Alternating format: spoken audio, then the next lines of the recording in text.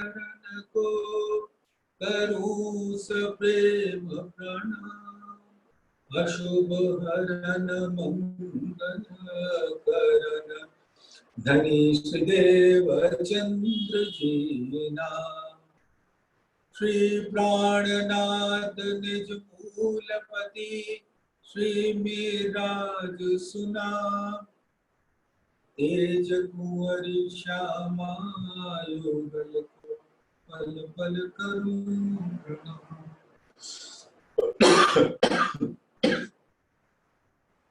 प्रथम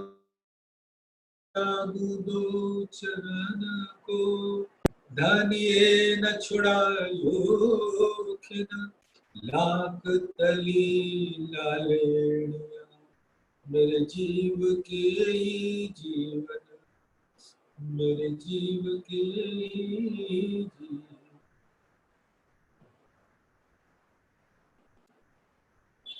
इन पाँव तले पड़ी रहूं धनी नजर खोलो बातू। पलना वालू निर्गुण थे मेरे जीव के जीवन, मेरे जीव के जीवन। धाम धनी अक्षरातीत के परम प्यारे लाडले से आपके मूल तनों की कोमल चरणों में इस दिल का सिजदा करें प्रणाम। धाम धनी की कृपा से हम सबको सागर ग्रंथ में जीने का अवसर मिला और अभी हम लोग राज्य का पहला सिद्धांत जो 5वां प्रकरण उसमें पिछले 6 दिनों से झील रहे हैं और आज भी झीलेंगे। तो सुंदर साथ 5वें प्रकरण का 102 चौपाई तक हम लोग कर चुके हैं। 103 चौपाई से आज प्रारंभ। अब ये राज्य के श्रृंगार का वर्णन और धाम धनी के स्वरूप की शोभा। एको पिया एक पीवत है एक प्याले पीवे के। खोलिया दरवाजा अर्श का वास्ते अर्श करवाऊं। सुंदर साथ इसके पीछे जो भाव है, चलिए आज हम लोग उसको समझने का प्रयास करते हैं।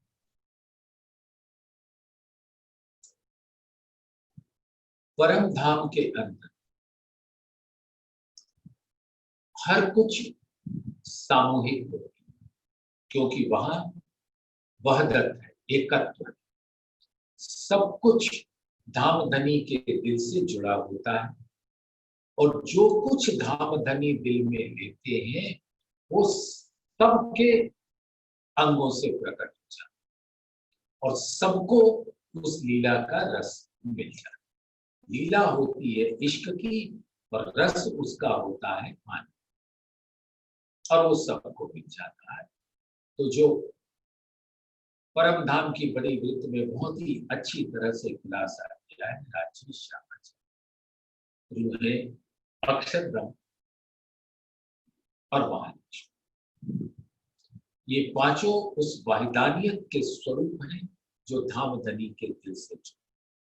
यह हकीकत के स्वरूप मार्फत के स्वरूप से जुड़कर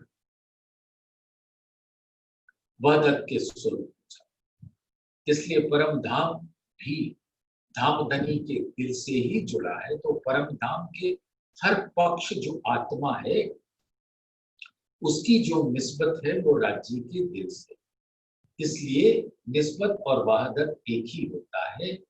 निस्बत वाहदत एक है तो क्यों जुदी कहिए खिलवत। तो परम धाम भी खिलवत, धाम धनी का दिल भी खिलवत और धाम धनी का दिल ही खिलवत होने से निस्बत और वाहिदत का स्वरूप उसी दिल में बसता है। अब इस बात को सुंदर साथ एक बार ग्रहण कर ले और ये उसके दिल से अगर नहीं निकलता तो वाणी धामधनी की कृपा से उसमें झीलने का आनंद कुछ और ही। ऐसा परम धाम के अंदर होता है। जो बात करनी है हके पहले लेवे माने, कोई पीछे सब में फसरे, जो वाहे रखनी असल। तो धामधनी के दिल में आया कि आज मैं अपनी रूह को ऐसे लाड़ पिलाऊं, तो सारी रूहें उस लाड़ को पीने के वास्ते वैसी ही क्रियाएं करती हैं और फिर उनको वो लाड़ का रस पीने को, और सब आनंद उमंग उत्साह उल्लास ऊर्जा प्रफुल्लता से भरकर संपूर्ण हो जाती है। और जब वो खुश होती है तो धामधनी के दिल में आनंद का सागर लहराता है। और वो सागर कौन है? श्यामा जी। आनंद अंग, इसीलिए वो कहला। तो बड़े प्यार से सुंदर सा, तो परम धाम में तो धामधनी ने दिल में बात ली और सबके अंदर उसी प्रकार से उसी क्षण आ जाए। लेकिन इस ब्रह्मांड ऐसा नहीं। यहां ये कसरत का ब्रह्मांड है, उद्यम का ब्रह्मांड है, हुक्म का ब्रह्मांड। और यहाँ जो कुछ भी है वो धामधनी का हुक्म। हक हुक्म तो है सब में, हुक्म बिना कछु नहीं। पर यामे हुक्म नजर लिए और रूह का बड़ा पता क्या। ब्रह्म सृष्टियों का स्वरूप भी हुक्म ने ही धारण कर। और हुक्म इलम खेल है, ये ब्रह्मांड जो खेल है वो धामधनी के हुक्म से, और इल्म भी धामधनी ने अपने हुक्म से, और उस हुक्म के द्वारा परम धाम के तन और दिल के स्वरूपों सुंदर साथ के दिल में भराया जाता है। और इसी इल्म को लेकर अगर जीव सृष्टि भी प्राणनाथ के शरण में आ जाती है तो उसको ही मिल जाता है। तो इल्म भी हुक्म से होता है। और ये खेल माया का ब्रह्मांड वो भी धामधनी के हुक्म से आएगा। और रूहों को भी धामधनी के हुक्म ने ही धारण किया। आवेश स्वरूप प्राणनाथ का वो भी धामधनी का हुक्म का हकी स्वरूप है। और उसके ऊपर धामधनी की नजर है। तो नजर और धामधनी के दिल का पूर्ण जागृत हुक्म मिलकर प्राणनाथ आवेश स्वरूप है। और रूहों को भी धामधनी ने अपनी नजर बख्शी। मैं छिपा हूं तुमसे, तुम्हें नजर मिले।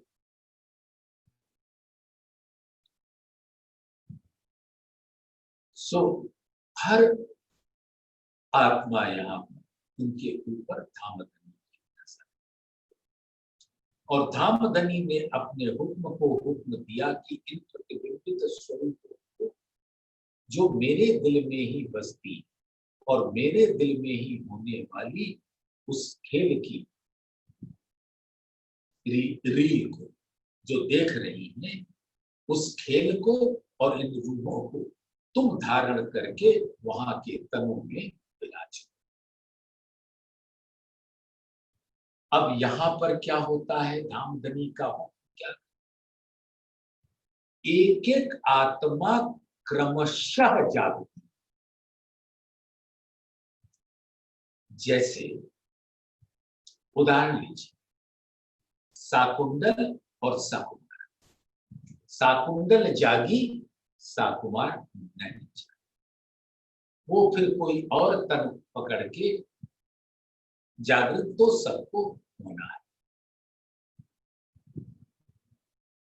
तो कह रहे हैं एको पिया एक पीवत है, एक प्याले पीवेंगे। धाम धनी के इल्म के नीचे बहुत सारे सागर लहरा रहे और सब सागर अरस परस। इश्क का सागर इल्म के सागर से अरस परस, उसी में निस्बत, क्योंकि निस्बत सागर और इश्क सागर में कोई अंतर नहीं और सब महर सागर के अंदर एक स्वरूप। तो क्या वो नूर हो, नील हो, क्षीर हो, घृत, मधु, रस, सर्व रस सब अरस परस होते हैं और वो महर का स्वरूप कहलाते हैं और उसके अंदर से इश्क बह बह। तो अब आत्माएं कब आई? धनी देवचंद्र जी के प्रकटन से। जब धनी देवचंद्र जी प्रकटे तो श्यामा जी की आत्मा और 12,000 ब्रह्म सृष्टियां भी प्रकट, और हर आत्मा के दिल में 12,000 आत्माएं बसती, जुगत स्वरूप भी बसते हैं, परम धाम भी बसता है। लेकिन फरामोशी, आत्म का फरामोशी से जागे का प्रकट। श्रृंगार ग्रंथ प्रकरण 4 आप सब ने धारण किया हुआ है और उसमें साफ धामधनी ने ये बताया कि इस इल्म से धामधनी के जो जो अंग आत्मा के दिल में खड़े होते जाएंगे वो अंग पर आत्म के खड़े होते जाएंगे, तो आत्म के भी वही स्वरूप के अंग पर खड़े हो जाएंगे।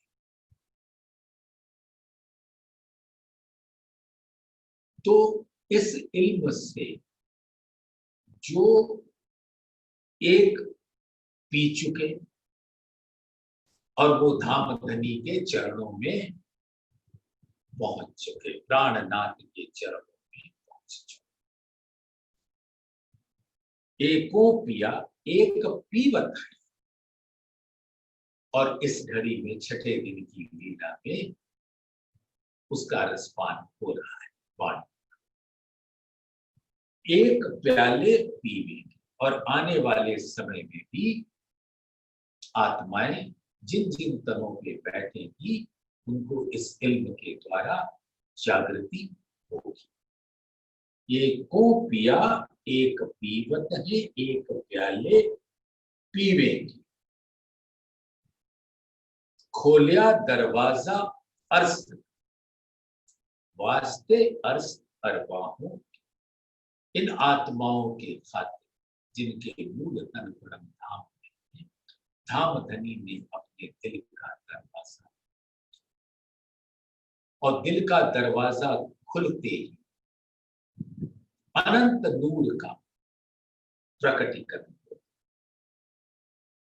और उस नूर की हर लहर में हर सागर का स्वरूप, और एक एक सागर के अंदर अनंत सागर का स्वरूप लहराता, अनंत रंगों के साथ, अनंत रस के साथ।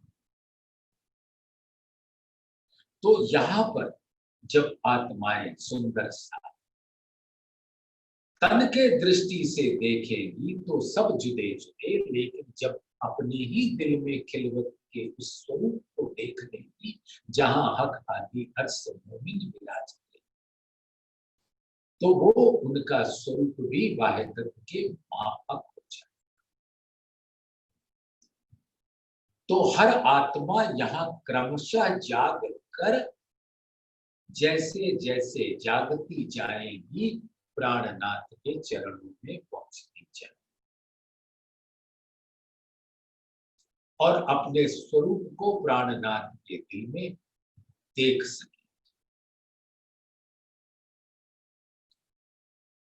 और जब सभी 12,000 आत्माएं जिनका इस ब्रह्मांड में पदार्पण हुआ अवतरित हुई धनी देवचंद्र जी के अंदर विराजमान श्यामा जी के संग, तो तब से ये प्रक्रिया चल रही है कि आत्माएं जागती जा रही, और जो जो जाग गई वो प्राणनाथ के चरणों में पहुंचकर अपने स्वरूप को उस खिलवत में जो प्राणनाथ के दिल में देख पाती, और ऐसा स्वरूप श्री इंद्रावती जी के दिल को थाम बनाकर विराजमान, और वो स्वरूप प्राणनाथ।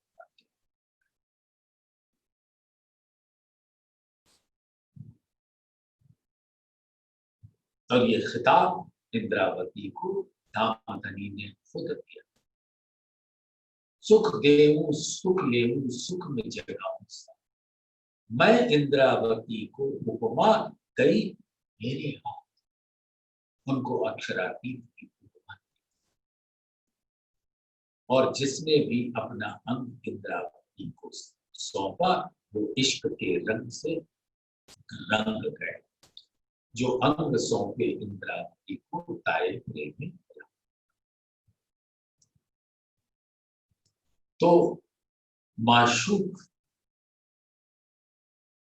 आशिक रंगरेज उसको अपने इश्क के रंग में रंग देती, अब तो वो लाल पूजा।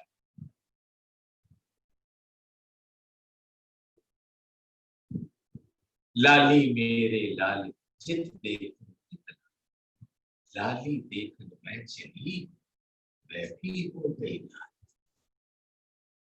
जिसने भी प्राणनाथ के चरण पकड़े, उन पर पूर्ण ईमान यकीन अटूट विश्वास श्रद्धा सेवा समर्पण कुर्बान हो, उसको भी प्रेम का रंग मिल जाता है।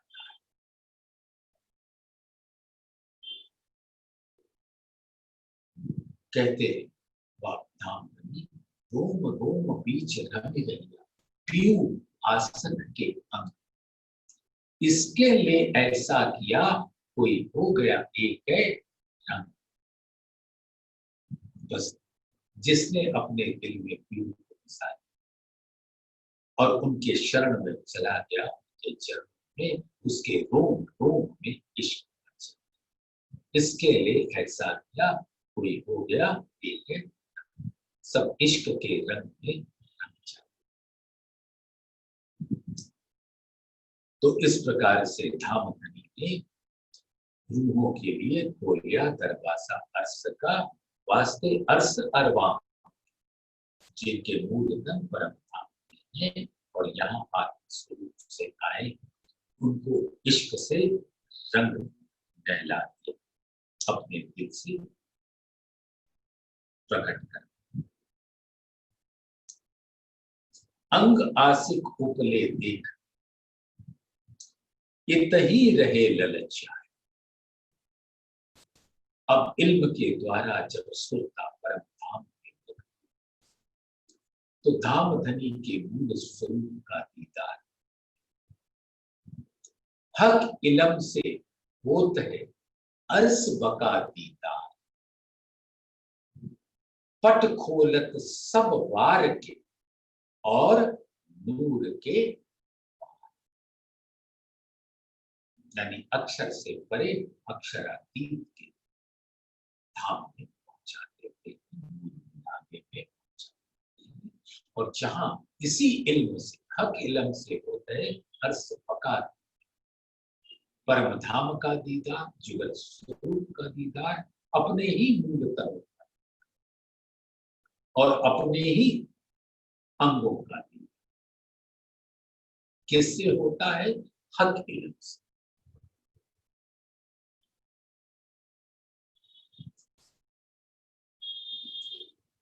जाको हक इल्म पहुंचिया तिन हुआ सब दीदार, अंतर कछुए ना रहा वो पहुंचिया नूर के पार। तो इल्म की महिमा सुंदर साथ हम लोग ग्रहण कर ले और इसमें छीनना ही हम लोगों का, ब्रह्मात्माओं का एकमात्र कार्य है। इसे जल में छीनना जो नूर जमाल की जमाली में छीनना जैसा।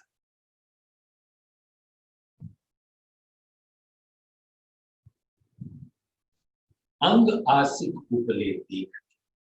अब कैसे देखते हैं? इतही रहे ललचाए। आशिक और माशूक का जहां भी वर्णन आता है,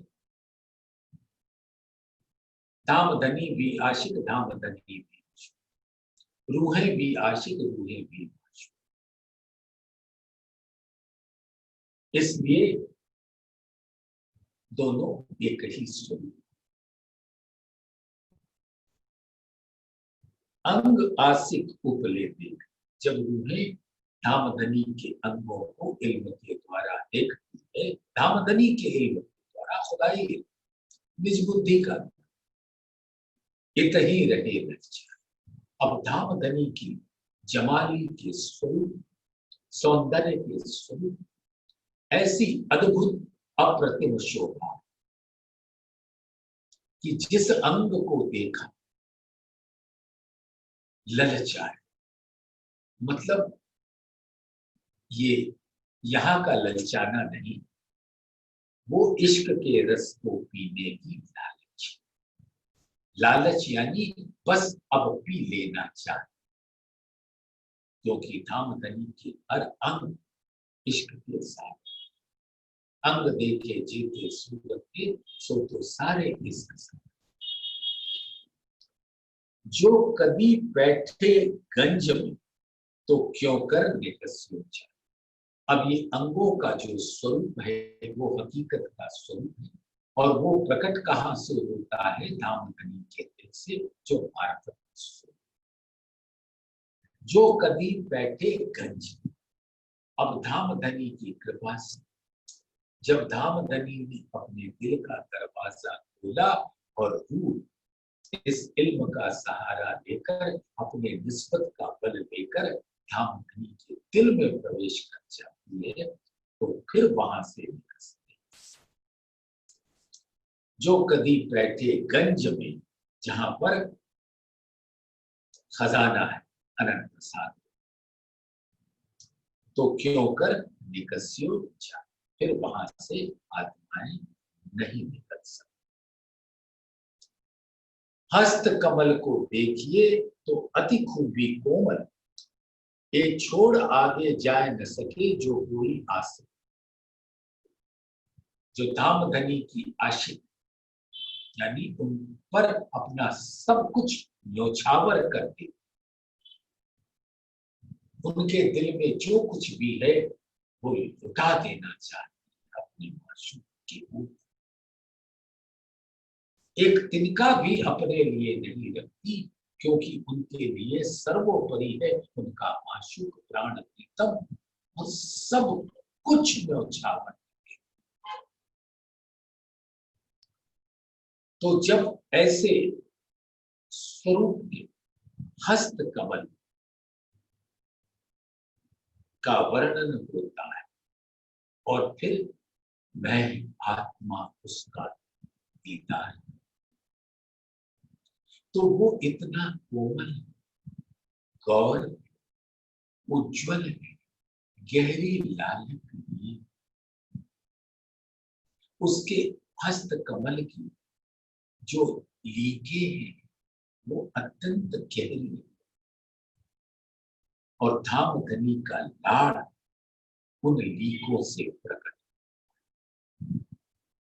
और हकीकत में जब ये दोनों हस्त कमल आत्माओं के गालों के वो स्पर्श का सुख देते हैं, तो धामधनी के लाड़ से वो भर जाते। ऐसे हस्त कमल को देखिए जो तो अति खूबी हो, और वो इतनी नाजुक, सुकुमार, कोमल, और उसका कोमल स्पर्श के अधिकारी सिर्फ आत्मा है। और फिर उनका दिल करता है कि ये हस्त कमल उनके मुखार बिंद के गालों पर अखंड रूप से बना है और उसके अंदर ही उन्हें लाड़ में डूब कर अलमस्त, वो उसके आगे नहीं जाता। जिनका दिल वास्तव में आशिक का, नख अंगुरियां निरखते मुंदरियां अति झलकर। अब उस हथेली के साथ जो अंगुरियां हैं, अंगूठा और आठ अंगुली, छोटी बड़ी फिर छोटी उससे भी छोटी, छोटे छोटे छोटे नख, उसके जो नख हैं, अंगुलियां, जब आत्मा उसको निहारती और उस अंगुलियों में मुंदरियां, अंगूठियां, वो अपने अनंत नगों के साथ नूर जिमी से अंबर तक प्रकट। ए रंग रेखा क्यों छूटे आसिक चित्त गले। तो ऐसे हस्त कमल का रंग, रेखा, नख, अंगुरियां आशिक से कैसे छूटेगा, क्योंकि उसका दिल तो उसमें ही गल जाता है। आसिक चित्त गलित, पहुंची बाहें बाजू पर दो निरखत नीचे कर। पहुंची, ये पहुंचा है हस्त कमल का ऊपर वाला हिस्सा, वो पंजाबी कहना, पहुंचा कहना, और उस पर जो आभूषण आते हैं वो पहुंची कहना। बाहें और बाजू पर, बाहों पे जामा और जामा पे दोनों पर मच्छे बाजू, दो निरखत नीचे। तो बाजू बंद को, बाहों को और पहुंची को आत्मा ध्यान से निहारती। एक नंग और कुंदन शुभ रात हैड़े, और उसके एक एक नंग और जो कुंदन लटकता है छापे का, उसको देखते हैं तो रूहों का दिल घायल हो जाता है। वो स्वरूप उनके दिल में मानो गड़ जाता है। हृदय कमल अति कोमल। अब जो धामधनी का हृदय है वो अति कोमल। देख इन स्वरूप के और अक्षरातीत नूर जमाल के एक एक अंग को देख, और हर अंग धामधनी के दिल का स्वरूप, और दिल ही आत्मा कहलाती है, रूह कहलाती है। तो धामधनी के वो हकीकत स्वरूप आत्माओं का, आत्माएं ही उस स्वरूप का श्रृंगार, और हर अंग से धामधनी का दिल प्रकट। हृदय कमल अति कोमल, देख इन स्वरूप के अंग, और इन अंगों में धामधनी का कोमल हृदय भी दिखता है। जो आशिक कहावे आपको, क्यों छोड़े इनको सब। और आशिक कहलाने वाली रूहें उन अंगों को कभी अपने दिल से जुदा नहीं कर सकती। हार, कंठ, गिरबान जो अति सुंदर सुंदर है, जो धामधनी के वक्षस्थल पे उनके गले से लटकते हुए हार, हीरा माणिक मोती नीलवी, ये तो नगों के नाम है, लेकिन हर नग आत्मा है। और आत्म स्वरूप वह दत्त स्वरूप और ब्रह्म सृष्टियों से अरस हार कंठ गिरवान जो अति सुंदर सुख लाल लटकत मोती पर हे शोभा छोड़ी ना जाए। और जो श्रवण अंग है उस पर जो मोती के ऊपर माणिक जला हुआ है, लाल लटकत मोती, ये शोभा छोड़ी ना जाए। और ऐसे सुंदर शोभा को आशिक आत्मा कभी छोड़ नहीं पाती।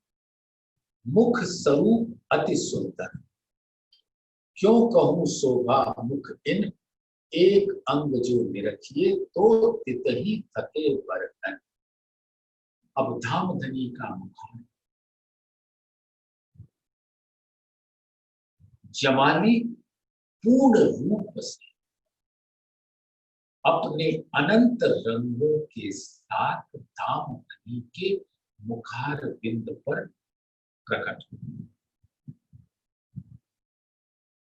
हक के मुख का नूर जो सो नूरे साथ, और वो जमाली सौंदर्य, और वो सौंदर्य धामधनी के मुख पर प्रकट हुआ। मुख स्वरूप अति सुंदर, क्यों कहूं शोभा मुख की। अब इंद्रावती कहती है ऐसी अद्भुत शोभा को देखने के बाद उसका वर्णन करना अति दुष्कर। एक अंग जो निरखिए तो तितही थके पर, एक अंग का वर्णन करने चली तो शब्द ही ढूंढती रह जाती हूँ, शब्द ही नहीं मिलते। तो धामधनी का मुख इतना सुंदर है जैसे धाम का।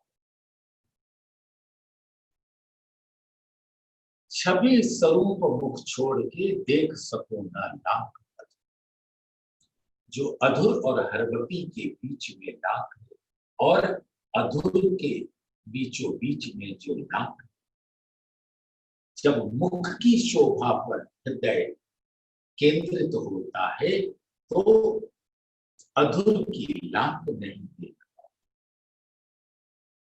ये लाल की लालक क्यों कहूं, जो अमृत अर्स, जो धामधनी के अधुर, उससे जो अमीर रस निरंतर बहता रहता है, तो आत्मा जब उसको मेरी देख रही है, इंद्रावती कहती है, तो उस रस का पान करने में इतना मशगूल हो जाती है कि कोई और अंग दिखता है।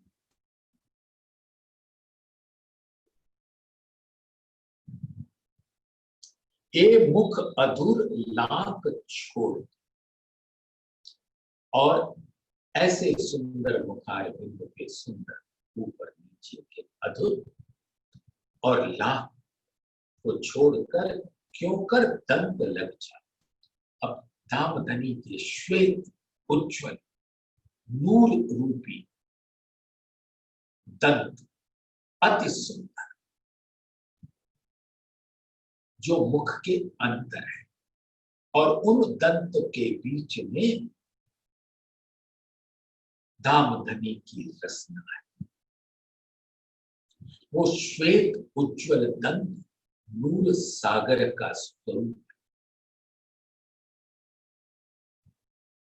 और रसना इल्म का स्वरूप, और इसीलिए वो अत्यंत मीठी। तो नूर सागर के अंदर विराजती है इल्म का सागर। इसीलिए जो ब्रह्म ज्ञान उतरता है वो नूर तारतम कहलाता। सो दंत ए मुख अधुर लाख छोड़ के क्यों कर दंत लग जाए, देत नाम निमूना इतका सो इन स्वरूपे क्यों सो। इन स्वरूप की शोभा का क्या वर्णन करूं, जहां नूर ही नूर है, जमाल ही जमाल। सो दंत अधुर लांक छोड़, जाए न सकूं लग गाल।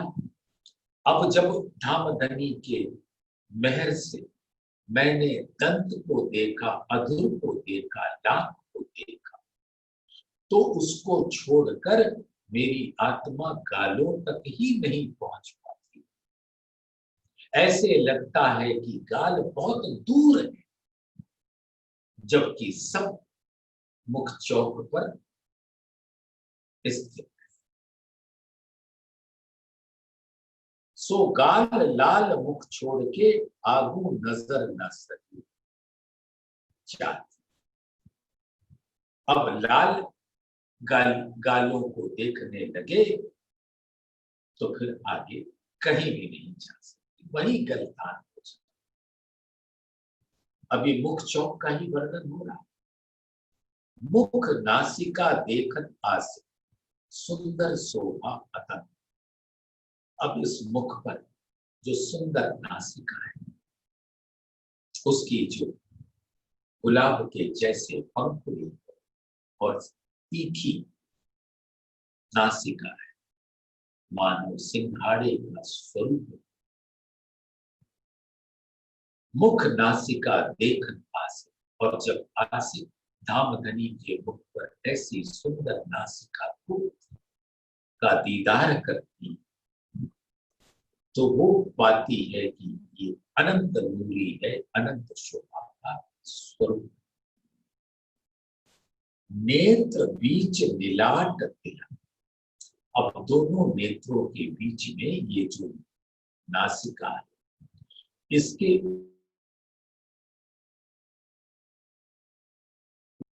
नासिका से लेकर खुला तिलक नीलवट, और नीलवट पे एक लाल बेटा, और चारों तरफ सूर्य। नेत्र बीच नीलाट तिलक, आसिक या ही सो जीवन। और यही मुख चौक की अनंत शोभा ही गुरुओं के प्राण। भ्रकुटी तिलक शोभा छोड़ के, जाए न सकूं लग कान। अब नैनों के ऊपर जो सुंदर बके तिरछे अनियारे प्रकृति है, श्यामल, दोनों भावों के बीच में वो सुंदर त्रिकुटी जो नासिका का मूल है। प्रकृति तिलक शोभा छोड़, तो भावों की शोभा देखी, दोनों के बीच में प्रकृति देखी, और नासिका का वो मूल है जिसको प्रकृति ने धारण कर, और उसके ऊपर से तिलक आ रहा है। ऐसी प्रकृति और तिलक की शोभा छोड़कर दूल्हे अब दामधनी के मुख चौक पर जो श्रवण अंग है, कान है, वहां तक भी नहीं जाता। और वो कान तो अति सुकुमार है, कोमल और सुंदरता के प्रतीक है। सुख पाइए हृदय आन, और ऐसे मुख चौक का सुख दामधनी की मेहर से ग्रहण करके अपने दिल में आनंद के रस से डूब जाए। और भी खूबी कानन की, दिल करता देवे भान। जाको कहे लेऊं पड़ उत्तर, कोई ना सुख इंसान। और दामधनी के कानों की जो गुण है, खूबी, खूबी यानी गुण। दिल करता देवे, अब एक अंग को छोड़कर दूसरे अंग पे जा नहीं पाते, इस बात का दर्द रहता है उन्हों के दिल में। और वो कह बैठती है धामधनी से, तो धामधनी बड़े प्यार से सुन अपने श्रवण अंग से अपने दिल के अंदर ले जाते, और उसको सुनने के बाद इतना सुंदर उत्तर देते हैं कि ना कोई ना सुख इंसान, ऐसा कोई भी और सुख नहीं है जब धाम धनी की मीठी रसना से वचन सुनने को मिलता है। कहे कहे सुने बातें करे ये जो अर्स मेहरबान, सो खिलवत सुख छोड़ के लग जवाए नहीं है। तो धाम धनी से कहना, धाम धनी की बातें सुनना और आपस में ऐसी ऐसी मीठी बातों का आदान प्रदान होना, ये तो अर्श के मेहरबान की मेहर है। सो खिलवत सुख छोड़, ऐसे धाम धनी खिलवत स्वरूप का सुख छोड़कर आत्मा उनके नैनों के वाणों को देख नहीं पाती, छेड़ नहीं। ए नैन बान सुभान के क्यों छोड़े रूह, ये नैन बान सुभान के क्यों छोड़े रूह। अब जब धाम धनी प्रेम के बाण अपने नैनों से चलाने लगते हैं तो कहीं ऐसा ना हो कि एक बाण मुझसे रह जाए। अब रूहों के दिल में ये रहता है कि धाम धनी के दिल से इश्क से बुझे, इश्क से रचे पगे वो सारे बाण उनके ही हैडे में जाकर समा जाए। यानी धाम धनी का दिल उनके नैनों से होता हुआ रूहों के दिल में समा जाए। ये नैन रस छोड़ आगे चले रूहें नाम धर, और इस नैन के रस को छोड़कर अगर रूहें चली जाए तो वो रूह का नाम दाग लगाते, बस वो तो उसी में गलतान। नैन अनियारे अति तीखे पल देत तारे छछ, और धाम धनी के सुंदर नैन अनियारे पक्के तिरछे अति तीखे, तीखे कहने का तात्पर्य है कि एक बार अपने पके नैनों से रूहों को देख लेते हैं वो वही घायल हो जाते हैं। उसके बाण इतने तीखे, पल देत तारे चिंच, और पलकों के अंदर जो धाम धनी का नैन का श्वेत रंग का नैन, उस पर प्रेम की सुंदर लालिमा गुलाब, और उसके अंदर चंचल चपल तेजवंत तारे, तो तारों में पुतलियां, जहां पर ब्रह्मात्मा का स्वरूप का प्रतिबिंब होता है, जो आत्मा है। नैन अनियारे अति तीखे पल देत तारे चंचल, श्याम उज्जवल लालक। अब वो उज्जवल लालक और श्याम रंग की मौन, एक क्यों कहूं सुपन, और यहाँ की बुद्धि से तो उसका बयान हो ही नहीं सकता। तो धाम धनी जागृत बुद्धि देकर अपने हुक्म के द्वारा बयान इंद्रा के आत्म के द्वारा, और रचना होती है श्यामा जी। नैन रसीले रंग खैचत पके मनो, जब धाम धनी अपने नैनों में इश्क का रस भर के उसके बाण ऐसे टेढ़े होकर चलाते हैं कि रूहें मरोड़ खाएंगे गिर। सो आशिक रूह जाए न सके, जाए लगे बाण के जो। अब उनके दिल में ये जो नैनों के इश्क के रस से भरे हुए बाण जब चुभते तो वो वही गल जाते। ये नेत्र रसीले निरख उपजत है सुख चैन, एक क्यों न्यारे होए नैन रूह के, सामी छोड़ नैन की सैन। वाह, सुंदर सा ऐसी सुंदर लीला को जरा रसपान होकर धामधनी बैठी, आत्माएं बैठी उनके समक्ष। वस्तुतः ये लीला तो रंग वाली, लेकिन आज अपने आप को निहारो मूल बिना। और आत्माएं जब जागृत अपनी सुरता के द्वारा पहुंच जाए सुरत एक लीला की मूल बिना, और तब धामधनी की रसीले नैनों निहार,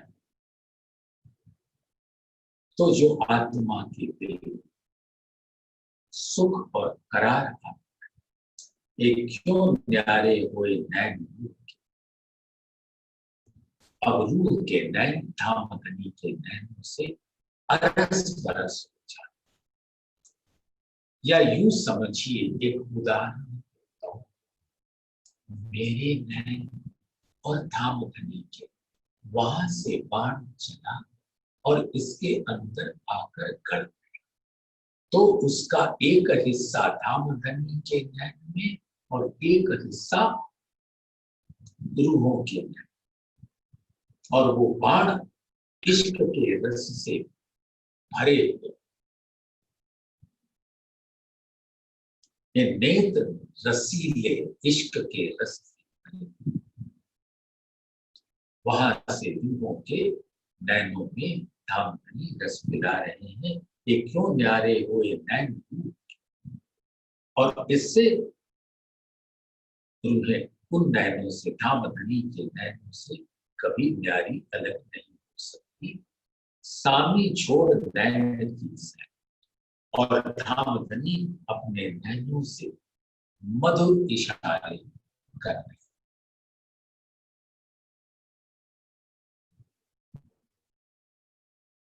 जो चल जाए सारी उम्र, तो क्यों छोड़िए सुख में, मांग लई प्यारी उम्र ए जो रबद के बखत, लाल तली क्यों छोड़े मोमिन जाकी असल निस्बत। सुंदर से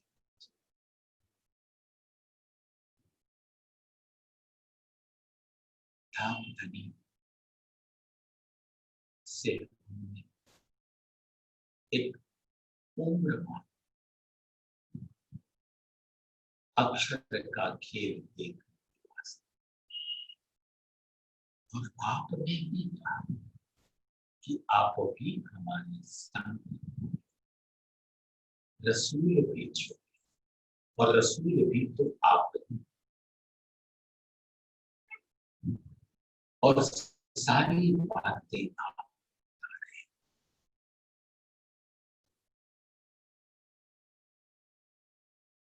तो जितनी उम्र आपने यहाँ दी, ऐसा लाड़ लड़ाइए कि मेरी आत्मा के नैन आपके नैन से अरस परस हो जाए।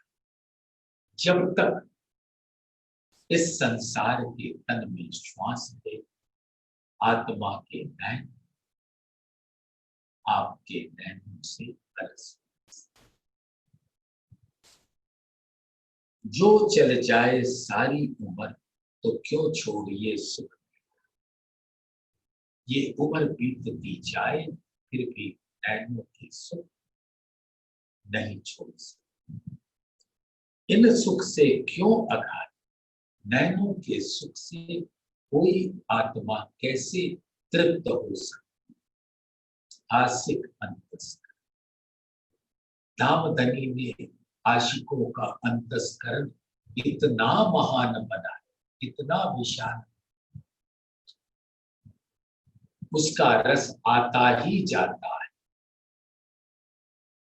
और वो तृप्त नहीं, नैना हुए नहीं।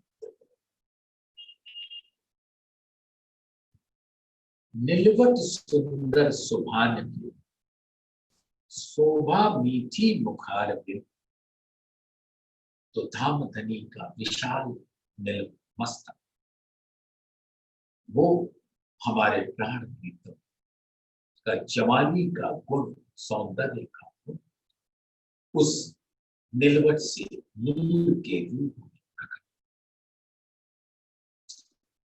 और शोभा मीठी मुखार, और ऐसे सुंदर मुख की शोभा जो अनंत रसदायक, ये छवि कहीं न जाए एक अंग, ये तो शोभा सागर खावंद, खावंद का मुखार बिंद, जवानी की का सागर, सौंदर्य का सागर, दधि का सागर है जिसके अंदर सब सागर। हसत शोभित हरवती, दंत अधुर मुख लाल, आशिक से क्यों छूटही, सब अंग रंग रसाल, सब इश्क के रस से भरे भरे, अंग से इश्क का सागर थमता नहीं, रूहों को देखकर छलकता रहता है। तो हसत शोभित हर और सुंदर जोड़ी मुख चौक, जब धामधनी मुस्कुराते तो उस हरवटी की शोभा देखने योग्य, सिर्फ परम धाम की रूहें ही उस शोभा को ग्रहण कर सकती। तो हरवटी, गंध, अधुर, मुखार भी सब लाल है, और रूहों की शोभा, मुखार बिंद की शोभा धामधनी के मुख पर प्रकट। आशिक से क्यों छूटही, सब अंग रंग रसाल, और आशिक आत्माओं से वो कोई भी अंग छूटता नहीं, क्योंकि हर अंग इश्क के रस से भरा होता है। अति कोमल अंग किशोर, अब किशोर, क्योंकि इश्क का रस तो किशोर ही स्वरूप उसका पान कर सकता है। तो धामधनी के हर अंग किशोर है, युवा है, और यौवन का मदमस्त इश्क की लहरें बह, कायम अंग उन, ये अखंड स्वरूप आत्माओं उन्माद से भर, मस्ती से भर देते हैं। ये कायम अंग धामधनी की एक छवि अंग अर्श की, और धामधनी के अंगों की ऐसी सुंदर जमालियों की छवि पहुंचत नहीं सकती। अब यहाँ शब्दों को ढूंढते रहते हैं, लेकिन मिलते ही नहीं। तो जब चितवन के द्वारा उसको ग्रहण कर रही होती है, फिर बयान करने के लिए शब्द नहीं मिलते। मुख, नासिका, नेत्र, भौं, तिलक, नीलाट और कान, धामधनी का मुखार, मुख चौक पर नासिका, नेत्र, भौहें, तिलक, नीलवट और कान, ये सारी शोभा मुख चौक, मुखार बिंदु। हाथ पांव अंग है, और धामधनी के हस्त कमल, बाजू, बाहें और उनका दिल, वक्ष स्थल, सब मुस्कर कहत मुख। और जब धामधनी अपने मुख से जो वचन कहते हैं मुंह को रिझाने के वास्ते, तो धामधनी के अंग अंग मुस्कान, उस मुस्कान को धारण कर लो सुंदर साथ, तो वही कर जाओ। जो आशिक इन मासूक की, सो अटक रहे एक अंग, अब ऐसे सुंदर कोमल माशूक की अंगों की शोभा, आशिक जो असल आशिक, जो आशिक इन मासूक सो अटक रहे एक अंग, एक अंग में ही अटक जाए और अंग लग जाए न सके, और अंग को तो वो निहार ही नहीं पाती। अंग एक लग जाए रंग, और एक ही अंग से जो इश्क, हर अंग से इश्क का सागर बहता है, वो उस इश्क के सागर में ऐसा प्रवेश करती है कि दूसरे अंग का शोभा को निहार ही नहीं।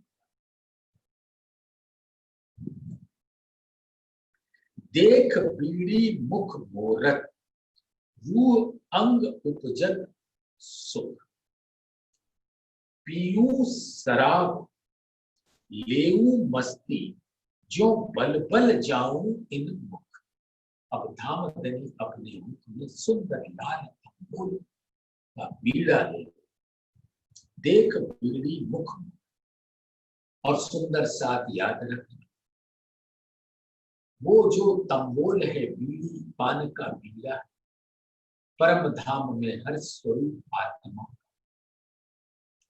अब जब उस आत्मा के स्वरूप रूपी तंबोल धामधनी अपने मुख के अंदर दंत के बीच में रसना के ऊपर ऐसी अदा से मोड़ते हैं आत्मा के स्वरूप को कि वो बलिहारी चाहिए, और अपने अंग का प्रेम रस से रसना को लाल कर देती है और दंत को भी लाल करती है। जो देख बीड़ी मुख मोरत, रूह अंग उपजत सुख, पीऊं शराब लेऊं मस्ती, ज्यों बल बल जाऊं इन। अब ऐसे अंगों की शोभा जो इश्क का शराब छलका है, उसको पीकर मैं मस्त हूं,